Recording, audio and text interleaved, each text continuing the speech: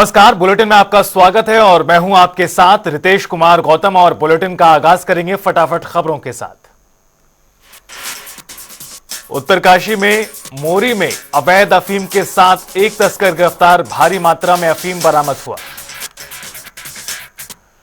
मसूरी में दिल्ली से आए पर्यटकों को माल रोड में हूटर बजाना पड़ा भारी, गाड़ियों को सीज कर कार्रवाई की गई।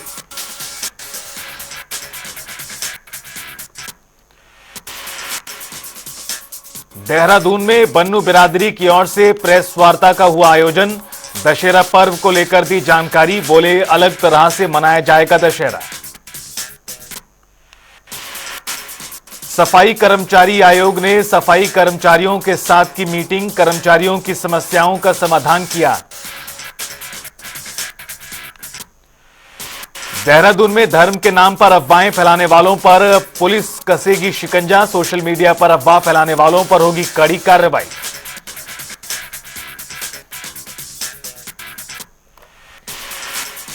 किच्छा में प्रशासन की टीम ने बखपुर गांव में किया 207 एकड़ सरकारी भूमि पर कब्जा। क्या पुलिस उच्च अधिकारी समेत भारी संख्या में पुलिस बल तैनात रहा। मसूरी में परिवहन विभाग के एनफोर्समेंट ऑफिसर का रेटल स्कूटी संचालकों को लेकर सघन चेकिंग अभियान, पाई गई कई तरह की अनियमितताएं। हल्द्वानी के गौला पुल को यातायात के लिए जल्द किया जाएगा शुरू, एसडीएम ने गौला पुल पर पहुंचकर काम का निरीक्षण किया, पैदल आवागमन खोलने के निर्देश दिए। यति नरसिंहानंद के खिलाफ मुस्लिम समुदाय के लोगों ने जताया विरोध, प्रशासन को ज्ञापन देकर गिरफ्तारी की मांग की। देहरादून में नशीला पदार्थ पिलाकर युवती से गैंगरेप का मामला, पुलिस ने 2 आरोपियों को गिरफ्तार किया।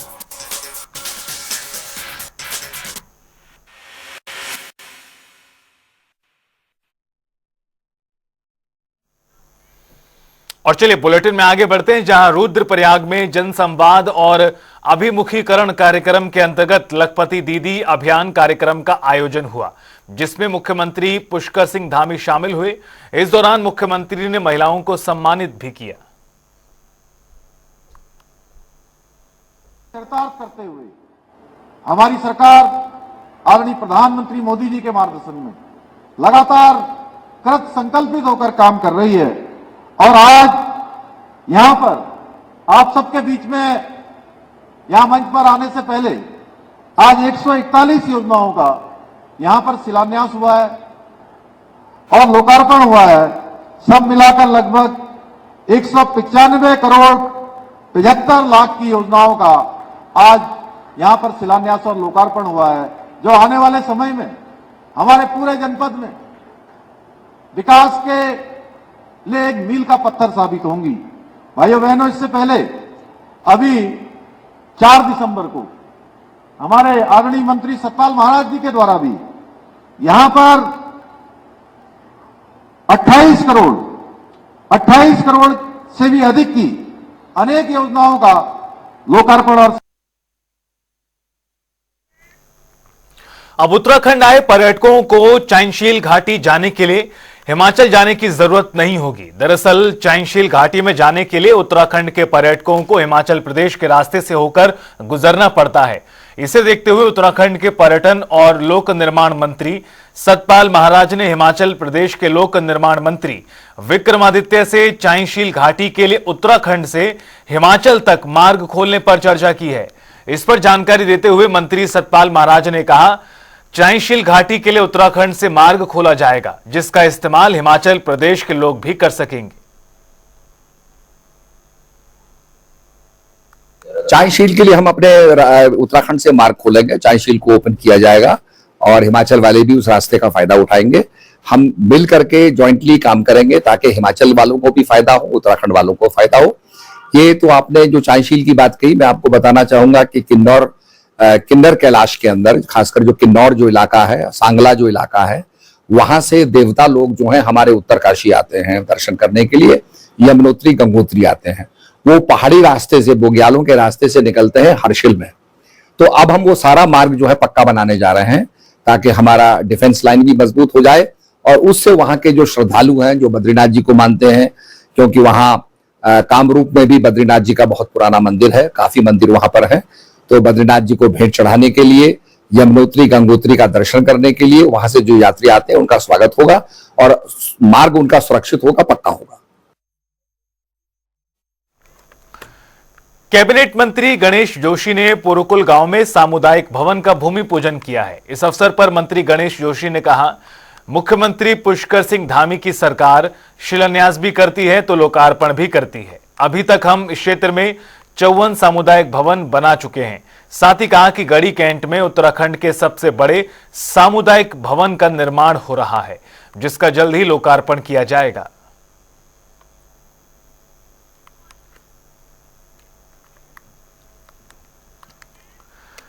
मूल निवास भू कानून समन्वय संघर्ष समिति के संयोजक मोहित डिमरी ने पूर्व मुख्यमंत्री हरीश रावत के हाथों सम्मान नहीं लिया।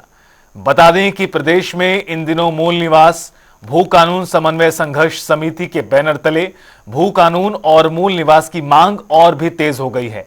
ऐसे में समिति के संयोजक ने इस कदम के बाद चर्चाओं का बाजार गर्म है।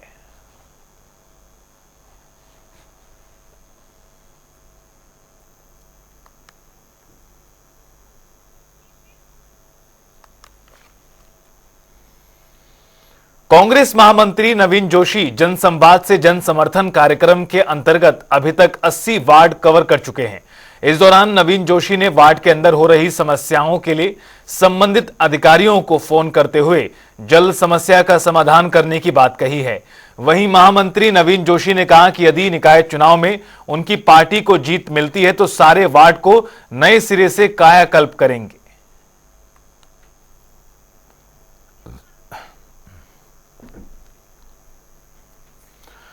हल्द्वानी में रिंग रोड को लेकर प्रशासन और लोक निर्माण विभाग ने संयुक्त रूप से प्रेस कॉन्फ्रेंस की और लोगों की ओर से किए जा रहे विरोध के बाद अपनी स्थिति को स्पष्ट किया है।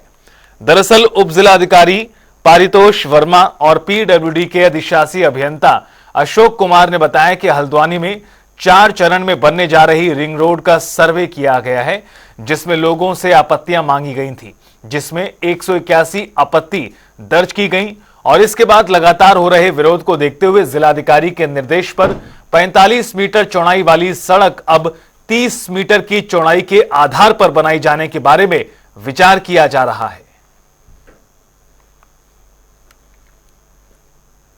इस तरह की जो इसमें लोगों में एक भय बैठा हुआ है कि उनकी ज़मीनें चली जाएंगी और तमाम चीज़ों को कंसीडर करते हुए जिलाधिकारी महोदय द्वारा इस पर हम लोग की एक बैठक ली थी और उन्होंने निर्देश दिए हैं कि जो ROW हम लोगों ने 45 मीटर पर फिजिबिलिटी में फिक्स किया था, तो उस पर शिथिलता करते हुए उसको 25 से 30 मीटर पर लाते हुए एक कैलकुलेशन कर ली जाए कि उससे ये होगा कि जो प्रभावित हैं, जो एरिया है वो कम हो जाएगा।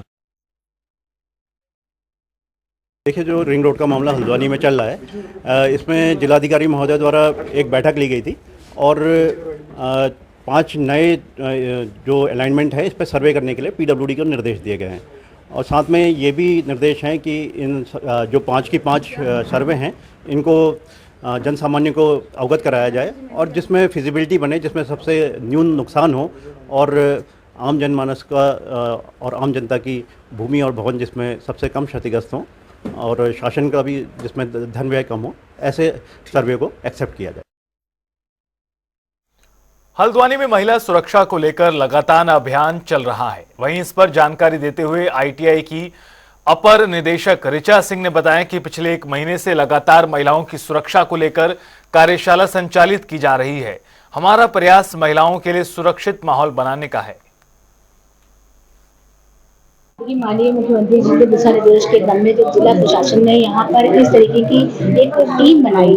इस टीम को बनाने का उद्देश्य ये था कि हम बच्चियों के बीच में स्कूलों में जाएं और वहाँ पर जाकर उनसे बात करें और ये पता करने की कोशिश करें कि कहीं आते जाते उनको कहीं भय का अनुभव तो नहीं होता है, क्योंकि जो घटना कोलकाता में हुई या अन्य जगह देश में जगह जगह जो महिला अपराध हो रहे हैं, हम समय रहते ही बच्चियों से फीडबैक लें कि और उनके जो सुझाव हैं, उनका जो फीडबैक आ रहा है, उसके आधार पर हमने जब इसमें आगे अपनी रिपोर्ट भेजी तो उसमें जिला प्रशासन ने इसमें एसओपी बनाई और उसका लाभ अब वर्तमान में दिखना शुरू भी हो गया है। उत्तराखंड निकाय चुनावों के लिए बनी प्रवर समिति की विधानसभा में बैठक हुई, जिस पर जानकारी देते हुए शहरी विकास मंत्री प्रेमचंद्र अग्रवाल ने बताया कि निकाय चुनावों के लिए सरकार पूरी तरह से तैयार है। आने वाले निकाय चुनाव 2011 में हुई जनगणना के आधार पर ही होंगे।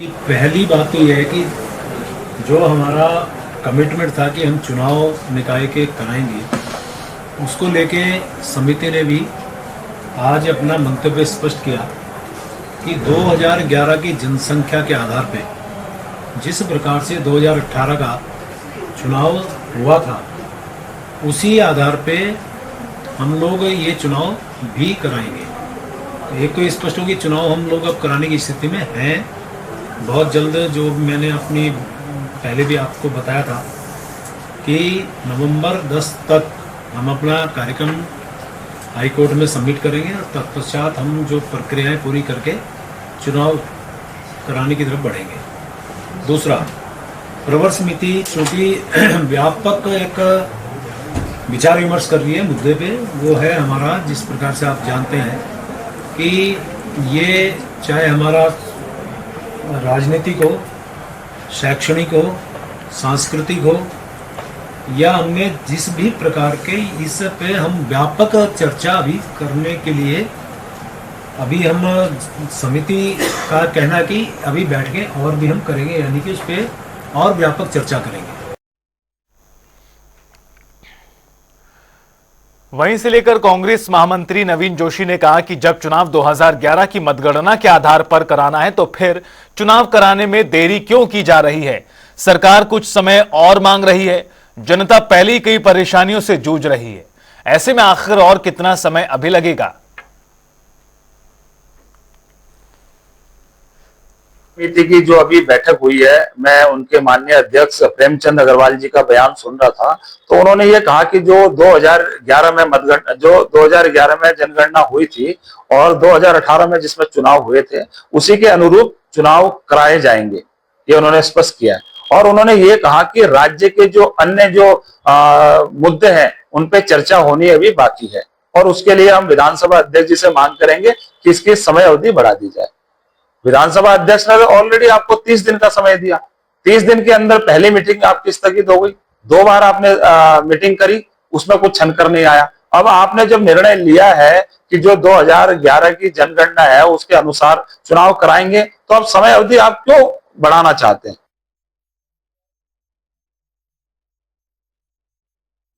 धामी सरकार की ओर से भू कानून लाने के फैसले के बाद प्रदेश में सियासी पारा हाई है। इसे लेकर कांग्रेस की ओर से धामी सरकार की मंशा पर सवाल खड़े किए जा रहे हैं। कांग्रेस ने कहा कि जो भू कानून प्रदेश में कांग्रेस लेकर आई थी, उस भू कानून को इसी रूप में लागू कर बीजेपी को अपनी मंशा स्पष्ट करनी चाहिए थी, लेकिन धामी सरकार लोगों को धोखा दे रही है। कोई भी कानून को पारित करने के लिए बकायदा विधानसभा पटल पर रखा जाता है। नारायण दत्त तिवारी जी का हमें वो काला इतिहास नहीं भूलना चाहिए जिसमें उन्होंने आंदोलनकारियों के साथ एक छल किया था। आरक्षण देने के नाम पर उनको मुंह जवानी आदेश दे दिया था कि हम आपको आरक्षण देते, और कितने छात्रों का भविष्य अंधेरे में चला गया था। वो काला अध्याय अपना इनको नहीं भूलना चाहिए। उसी प्रकार का कोई भी कार्य हमारी भाजपा सरकार करने में एकदम भी राजी नहीं होती है। हम कोई भी अगर फैसला लाते तो उसको विधानसभा की पटल पर रखते हैं, उसकी बारीकियों को समझते हैं, उसकी बारीकियों को समझने के बाद धरातल पर उतारते हैं। और एक बात मैं कांग्रेसियों से पूछना चाहूंगी कि 2001 से 3 तक जब इनकी सरकार रही थी, उसके पहले उत्तराखंड की नींव पड़ रही थी। उत्तराखंड की नींव पड़ते ही आप थे सत्ता में। आपको अगर इतनी ज्यादा चिंता होती तो आप उस समय इस प्रकार का कठोर निर्णय लेकर अवश्य आते। लेकिन सबसे ज्यादा जो खरीद फरोख्त का खुली चोरी हुई वो आपकी सत्ता के दौरान हुई, और अब उस चोरी को खत्म करने के लिए जिस प्रकार से हमारे यशस्वी मुख्यमंत्री श्री पुष्कर सिंह धामी जी ने एक फैसला लिया है कि 250 वर्ग मीटर से ज्यादा जगह अगर आपने ज्यादा जमीन अगर आपने अपने रिश्तेदार और सगे संबंधियों के तहत के नाम से ली है तो वो सरकार के हवाले कर दी जाएगी। तो वहीं विशेष सचिव खेल अभिनव सिन्हा हल्द्वानी पहुंचे, जहां उन्होंने गौलापार स्थित अंतर्राष्ट्रीय स्टेडियम का स्थलीय निरीक्षण किया। इस दौरान गौला नदी से हुए कटाव और सुरक्षात्मक कार्यों का निरीक्षण करते हुए उन्होंने खेल विभाग के अधिकारियों से भी बात की। उन्होंने बताया कि पिछले दिनों आई भारी बारिश की वजह से अंतर्राष्ट्रीय स्टेडियम की सीमावर्ती क्षेत्रों में भारी नुकसान पहुंचा, इसलिए सुरक्षात्मक काम की जाने की परमिशन का इंतजार किया जा रहा है। जैसे ही मंजूरी मिलेगी बड़े स्तर पर कार्य किए जाएंगे। स्टेडियम के बराबर जो कटान हो रहा है उसको लेके इरिगेशन ने जो प्लान बनाया है वो प्लान पर जैसे ही अप्रूवल आता है काम शुरू हो जाएगा। बरसातें खत्म हो गई इसलिए हमें पूरी उम्मीद है कि भविष्य की अभी कटान होने में अभी समय है। इस बीच में हम लोग अपना काम कर लें ताकि अगली बरसात से पहले हमारी वो लैंड जो है बच जाए। लैंड रिकवर होना इंपॉर्टेंट नहीं, लैंड फर्दर न कटे इंपॉर्टेंट है। बाकी इस जगह को हम लोग भविष्य में आने वाली अपनी स्पोर्ट्स यूनिवर्सिटी के पार्ट के रूप में देख रहे थे, तो आज उसी का हमें समीक्षा थी कैसे इस पूरे परिसर को हम हल्द्वानी के लिए ओपन कर सकते हैं ताकि हल्द्वानी के लोग यहाँ पर आकर स्विमिंग कर सके। ऐसा मेंबरशिप बना रहे कि स्विमिंग कर सके, यहाँ पे आके इंडोर वॉलीबॉल खेल सके, इंडोर बास्केटबॉल खेल सके, तमाम गेम्स खेल सके। साथ में मसूरी में नगर पालिका परिषद की ओर से अतिक्रमण और प्रतिबंधित प्लास्टिक बैग को लेकर लगातार कार्रवाई की जा रही है। इस कड़ी में नगर पालिका ने मसूरी पिक्चर पैलेस से लढौर बाजार तक कार्रवाई की, जिसका लोगों ने भी विरोध किया है। लोगों का कहना है कि नगर पालिका प्रशासन की ओर से कार्रवाई कर व्यापारियों को उत्पीड़ित किया जा रहा है। साथ ही पालिका के कर्मचारियों की ओर से दुकानदारों के साथ गलत व्यवहार हो रहा है, जिसे किसी भी कीमत पर बर्दाश्त नहीं करेंगे। जो है लंडौर बाजार में जो है नगर पालिका के द्वारा एक ड्राइव चलाया गया अतिक्रमण के लिए और पॉलिथीन के लिए, जिसमें हमारा ये कहना है कि ठीक है ड्राइव जो चलता है वो अब ठीक है नगर पालिका की एक नियमित कार्रवाई है, लेकिन ड्राइव चलाने से पहले व्यापारियों को अपने विश्वास में लेना चाहिए था। और जो तरीका जो नगर पालिका कर्मचारियों द्वारा अपनाया गया बहुत ख़राब है। अभद्रता से दुकानदारों से बातें करी गई, व्यापारियों का शोषण करा गया और उनसे जो है बहुत बदतमीजी से बातें करी गई। कुछ महिला दुकानदार भी थी जिनके साथ बहुत ज़्यादा बदतमीजी से वहाँ पे बातचीत कर्मचारियों द्वारा करी गई, जिसका पूर्णतः विरोध व्यापार मंडल द्वारा करा गया। हरिद्वार में आने वाले तीर्थयात्रियों का कुल पुरोहित पूरा रिकॉर्ड रखते हैं, जिससे उनके पूर्वजों के बारे में जानकारी मिलती है। बता दें कि हरिद्वार आने वाले तीर्थयात्री यहां पारंपरिक रूप से अपने कुल पुरोहित या परिवार के पुजारी से मिलते हैं। ये पुजारी एक बही खाता रखते हैं जो एक तरह का बही खाता है। इसमें वो तीर्थयात्रियों के आने और उनकी यात्रा का उद्देश्य दर्ज करते हैं।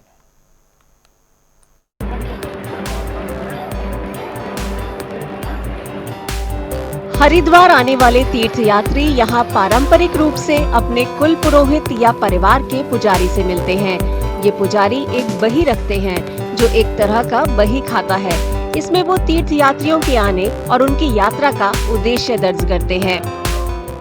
देखिए, सामाजिक रूप से, धार्मिक रूप से इसका अति प्राचीन महत्व है। इसके बिना पहले तो कोई यात्रा ही पूरी नहीं मानी जाती थी। जब तक वो अपने कुल पुरोहित की बही में नाम दर्ज ना कराए तब तक क्या पता कि वो कौन है, क्योंकि पुरोहित की पहचान हमारे रिकॉर्ड से ही है। ब्राह्मण तो हरिद्वार में मान लिया जाए 2.5 जा रहे हैं, सब ब्राह्मण हैं। किसी से भी आप पूजा करा सकते हैं, किसी को भी नमन कर सकते हैं, किसी का भी सम्मान कर सकते हैं, किंतु आपके बुजुर्ग कहाँ आए, आपका इतिहास कहाँ है, ये सिर्फ और सिर्फ आपका कुल पुरोहित ही बता सकता है।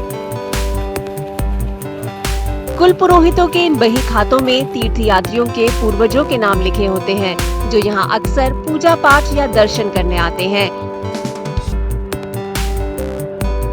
बही जितने भी ये बहियात हैं, ये तीर्थ पुरोहित और तीर्थ यात्री के बीच की जो कड़ी है वो ये बही है। इसी बही के द्वारा ही तीर्थ और तीर्थ यात्री का, तीर्थ पुरोहित का संबंध पता चलता है कि कौन किसका तीर्थ पुरोहित है और कौन किसका यजमान है। ये परंपरा तो सब भगवान राम के समय से ही चलती आ रही। 16वीं शताब्दी से जब से कागज का इतिहास है, जब से ही हमारे पास ये रिकॉर्ड है और इस रिकॉर्ड प्रणाली के अनुसार ही ये सब कुछ है, परंपरा चलती है। तीर्थ में आने के बाद तीर्थ यात्री सबसे पहले अपने पुरोहित को इसीलिए ढूंढता है क्योंकि तीर्थ में तीर्थ पुरोहित के अलावा उसका यहाँ पर कोई भी अपना नहीं होता है। कुल पुरोहितों से मिली जानकारी हरिद्वार आने वाले तीर्थयात्रियों के लिए काफी उपयोगी होती है। इससे उन्हें अपने पारिवारिक इतिहास के बारे में जानकारी मिलती है। यही वजह है कि यहाँ अक्सर तीर्थयात्रियों का जमावड़ा लगा रहता है। हम जब यहाँ आते तो हमारे जो है पहले से पुरोहित ढूंढते हैं, हमारे यानी हम बिहार से हैं तो अपने पुरोहित को ढूंढते हैं। ढूंढने के बाद हम पता चल जाता है कि हमारे बिहार से हैं। हमारी सारी डिटेल इनके पास होती है, हमारे पूर्वजों की, दादा परदादा, पूरा बैकअप होता है इनके पास, जिससे हमें अपनापन लगता है। फिर हम ये हमारे जो विधि व्यवहार है जैसे उस तरह से पूजा पाठ सारा संपन्न करा लेते हैं, क्रियाक्रम जो भी है अच्छे से कराते हैं। ये कुल पुरोहित और उनके अभिलेख काफी अहमियत रखते हैं। वो इसके जरिए किसी भी शख्स के पूर्वजों का पता लगाने में मदद करते हैं, जिससे ये जानकारी आने वाली पीढ़ी को भी मिलती रहे। अल्मोड़ा में GB Pant national institute of Himalayan environment ने वैसे पौधों पर रिसर्च शुरू किया है जो खासकर पहाड़ी जगहों पर हिमालय के इकोसिस्टम को नुकसान पहुंचा रहे हैं। संस्थान के डायरेक्टर का कहना है कि इकोसिस्टम को नुकसान पहुंचाने वाले 771 किस्म के पौधों की पहचान की गई है। आइए एक रिपोर्ट के जरिए आपको विस्तार से बताते हैं। उत्तराखंड के अल्मोड़ा में GB Pant national institute of Himalayan environment ने वैसे पौधों पर रिसर्च शुरू किया है जो खासकर पहाड़ी जगहों पर हिमालय के इकोसिस्टम को नुकसान पहुंचा रही हैं। संस्थान के डायरेक्टर का कहना है कि इकोसिस्टम को नुकसान पहुंचाने वाले 771 किस्म के पौधों की पहचान की गई है। ये हरित आक्रमणकारी आए कहाँ से? यहाँ के नेटिव स्पीसीज नहीं है। यहाँ की जो हमारी इकोसिस्टम की अपनी प्रजातियाँ नहीं, वो बाहर से आई हैं। बाहर से आके दो चीज़ होती, या कि बाहर से आके चुपचाप रहती तब भी ठीक था, लेकिन बाहर से आके उन्होंने हमारी जो स्थानीय प्रजातियाँ हैं उनका एक अस्तित्व उसको संकट में लिया है। और जब हमारी स्थानीय प्रजातियों का अस्तित्व संकट में आता है तो ये समझिए कि पूरे पारिस्थितिक तंत्र का ताना बाना बिगड़ जाता है। जानकारों के मुताबिक कुरी, लेंटाना और पार्थेनियम जैसी किस्मों की वजह से लोकल पौधे खत्म हो रही हैं। इनमें जंगल में आग लगने की घटनाएं बढ़ रही है और पानी का स्तर कम हो रहा है। इन पौधों से घास के मैदानों को भी नुकसान पहुंचता है। नतीजा ये निकलता है कि मवेशियों के लिए चारे की कमी हो जाती है। जंगली जानवर इंसानी बस्तियों का रुख करने लगते हैं और आपसी संघर्ष बढ़ता है। और इसी के साथ फिलहाल इस बुलेटिन में इतना ही। रुकेंगे एक छोटे से ब्रेक के लिए। फौरन हाजिर होंगे। देखते रहिए जनता टीवी।